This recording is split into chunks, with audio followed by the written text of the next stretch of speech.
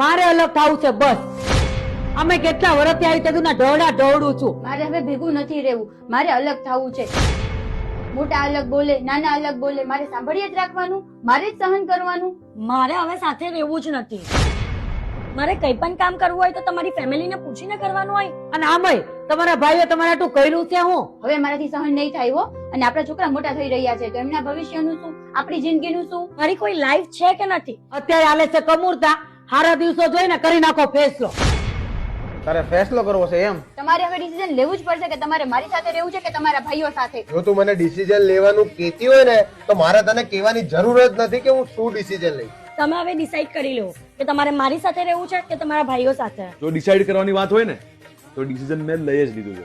ત્યારે આપણો છોકરો દવાખાનામાં હતો, પૈસાની જરૂર હતી, ત્યારે વિજયના કેવા ઉપર જ છે. આ વિજયના ઘરના એના ઘરેના ગીરવે મૂકી અને હોસ્પિટલનું બિલ ભર્યું હતું. મારા મોટા ભાઈ મને ભણાવવા માટે નાની ઉંમરે એમને પોતાનું ભણતર છોડીને નોકરી ધંધે લાગી ગયા કારણ કે હું ભણી શકું. મોટા ભાઈ છે ને મારા બાપ સમાન છે. મને કોઈ દિવસ મારા બાપની કમી નથી મહેસૂસ થવા દીધી.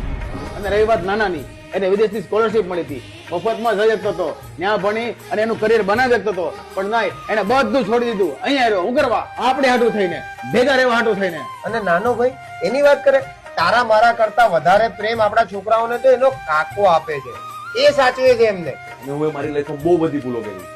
એ ભૂલો પર આ વિજયભાઈ પડદો નાખ્યો છે. મારી બધી જ ખામીઓને અમારા બંને ભાઈઓએ ખૂબીઓમાં બદલી નાખી છે. અને તારે નોખા થવું છે એમ? એટલે હું રહીશ તો મારા ભાઈઓ સાથે જ. અને તું મને અમારા બે ભાઈઓને છોડવાની વાત કરે છે.